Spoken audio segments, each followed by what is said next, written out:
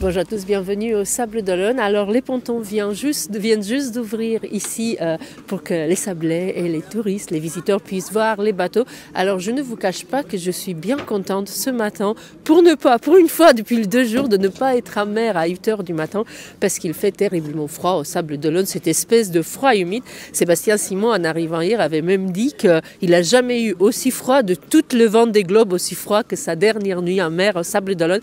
Alors je vais laisser les gens admirer les bateaux. Je vais vous laisser, vous aussi, admirer les images qui vont nous venir depuis les autres bateaux en mer. Parce que ce matin, on va aller faire un tour pour voir où sont les autres bateaux, qu'est-ce qui se passe dans le Vendée Globe. Et puis, surtout, je pense que vous êtes prêts parce que la semaine prochaine, en 2 jours, nous allons avoir 7 bateaux qui vont arriver. Donc, les pontons vont être bien plus jolis. En attendant, on va aujourd'hui d'abord aller aux îles Falkland pour voir le départ d'Éric Bellion, puisque ça y est, il est reparti en course. On va voir où est Yannick Bestaven, on va voir quelques-unes de ces images. Et puis surtout, on va comme d'habitude suivre la cartographie et voir où sont les autres bateaux du Vendée Globe et quelles sont les dates d'arrivée au Sable d'Olonne au 26 février. Si tout va bien, ils devraient tous être là, ici, au ponton du Vendée Globe. Enfin, pas tous, parce que vous savez qu'il y a une règle dans le Vendée Globe. Les bateaux sont obligés de rester amarrés au ponton des Sables d'Olonne pendant 2 semaines et ensuite ils peuvent partir. C'est ce qui va se passer avec le bateau de Charlie Dallan. Il va aller faire la fête en Normandie. Je ne sais pas quand va partir Johan Richomme. Sébastien, en tout cas, il est sablé, il restera là. Voilà, pour les nouvelles du jour, sans plus attendre, on va rejoindre le tracker. On y va. Dernière semaine de course pour les prochains arrivants, mais comme le disait Sam Goodchild hier, il faut éviter de se détendre en pensant à l'arrivée, d'autant plus qu'il reste 2 gros problèmes à résoudre avant les Sables d'Olonne. Traverser la dorsale, puis négocier la violente dépression qui va les accompagner vers le Cap Finistère et l'arrivée de ce qu'on voit sur le tracker. Apparemment, cela pourrait être la plus grosse tempête qu'ils auront connue de tout ce Vendée Globe, avec des vagues à 5 mètres, mais une mer de travers un peu pas rangée, des vents à 50 nœuds. Je vais laisser Jérémy Bayou nous en parler tout à l'heure parce qu'il en a parlé et il l'explique bien dans sa vacation d'aujourd'hui. Je finirai ma vidéo avec ce que dit Jérémy Bayou.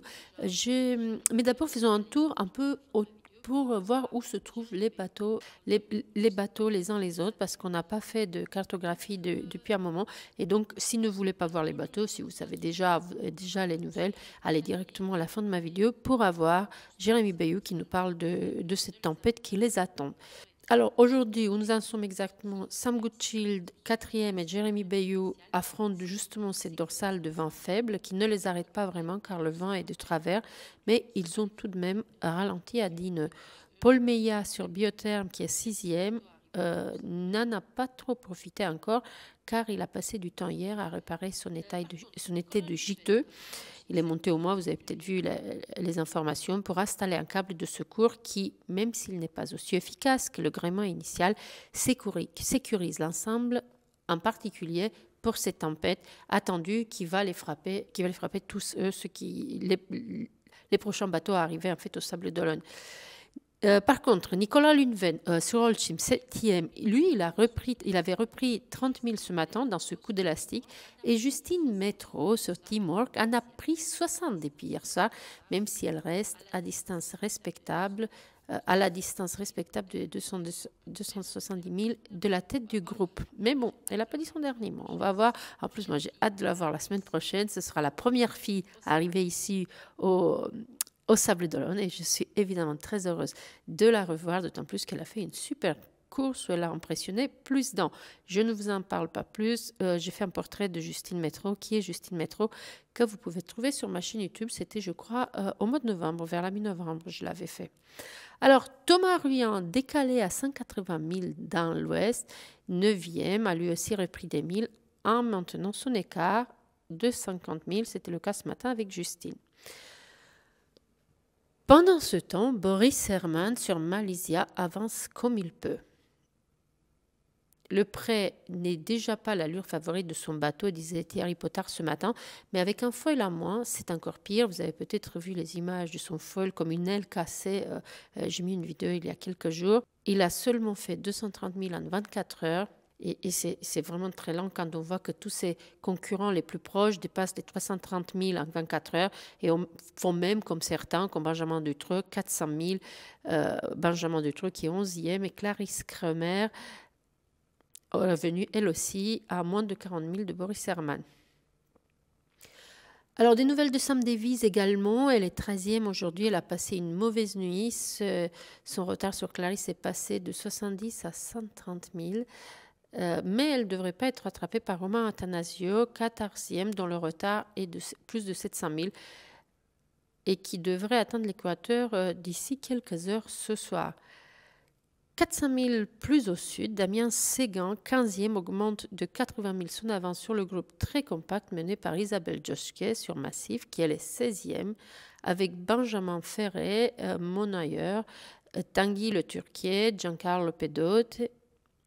Vous avez peut-être vu, je viens de poster une vidéo de Benjamin Ferré. Il a un nouveau problème. C'est assez triste. C'est même très triste pour lui parce que sa course ne sera plus la même. Tanguy le Turquier l'a aussi filmé tout à l'heure. C'est lui le premier qui avait remarqué que Benjamin avait sans doute un problème de voile. Et bien que ce problème va clairement en profiter à Tanguy le Turquier, le navigateur était bien triste pour son compagnon de route. Alors, Conrad Coleman, qui nous envoie toujours d'aussi belles vidéos, est 20e aujourd'hui. Elle aimerait bien, lui, les rattraper, mais il a 200 000 de retard et les conditions ne lui sont pas trop favorables. Plus on monte vers le nord, plus les alizés s'orientent au sud-est, si bien que les premiers profitent d'abord d'un vent portant plus favorable quand les suivants sont encore auprès ou au vent de travers.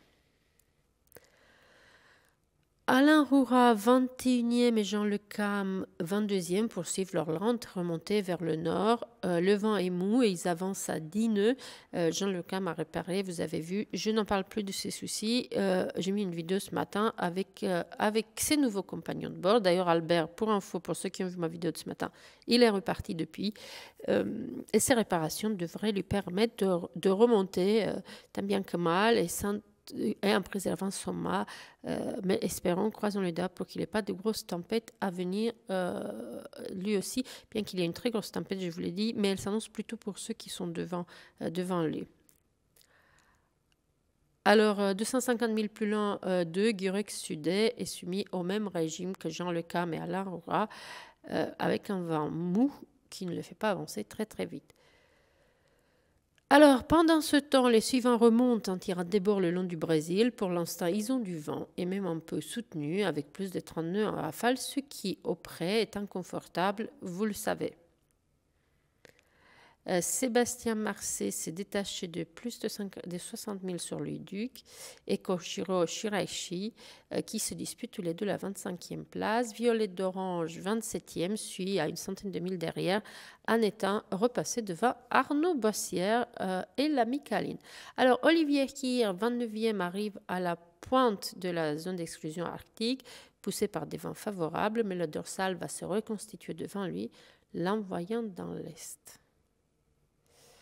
La remontée de l'Atlantique Sud s'annonce aussi compliquée que pour ses prédécesseurs. Il sera accompagné 130 000 derrière par Antoine Corny qui a passé, ça y est, son Cap Horn. Il est touchant, il dit « Je suis un gros nounou, mais je suis quand même un grand sentimental » dans sa vidéo de passage du Cap Horn, vous l'avez peut-être vu. Et il a été rattrapé par Jin-Kun Tsu, toujours aussi poète, qui nous envoie de si belles vidéos de mer et de coucher de soleil qui lui a repris 5000 milles depuis le Cap Horn. Alors, Jinku, il est très très suivi en Chine. J'ai fait une interview de lui vers le mois d'octobre que vous pouvez voir sur ma chaîne YouTube, mais il faudrait que je refasse un petit quelque chose pour vous parler de son suivi en Chine et puis de sa combativité, de son plaisir d'être en mer, parce que ces vidéos sont quand même très jolies. Alors, ceux qui ne sont pas encore au Cap Horn et ils ont une progression hachée, c'est Manu Cousin, coup de pouce, Fabrice Amadeo et Denis Van Weinberg qui, dans un vent de nord-ouest, avancent à grand coup d'empannage vers le but. Encore 750 000 en ligne directe pour Manu qui devrait passer le Cap Horn en début de semaine prochaine. D'ailleurs, je crois que les dernières dates d'arrivée pour Denis, Denis c'est vers le 26 février, donc il leur reste quasiment un mois, plus d'un mois de navigation avant d'être au Sable d'Olonne. Alors j'arrête de parler, je vais vous laisser regarder un peu ce qui va se passer avec ce système, cette dépression qui vient sur les premiers, comme je vous disais, il y a des vagues de 50 nœuds de vent, des vagues à 10 mètres peut-être. Ça va être une épreuve assez redoutable pour le navigateur. Et donc, en plus, ils n'ont pas vraiment de possibilité de le contourner, donc ils vont devoir l'affronter de fort. Paul Meillat avait souligné avec justesse il y a quelques jours justement que l'Atlantique Nord en hiver pouvait se révéler encore plus redoutable que la mer du Sud en été austral. Eh bien, c'est un peu le cas aujourd'hui. Je vous laisse écouter. C'était déjà le cas il y a 4 ans. Vous rappelez, cette tempête avait surpris Maxime Sorel et Clarisse Kremer. Bon, je me tais. Je vous laisse écouter Jérémy Bayou qui en parle avec appréhension et qui nous explique bien la complexité de la situation. Merci beaucoup. À très bientôt. Bye bye. C'est pas beaucoup reposé. Et puis c'est sûr qu'on regarde ce qui va se passer devant depuis quelques jours aussi. C'est beaucoup pas mal stressant quoi. Cette DEP en l'occurrence.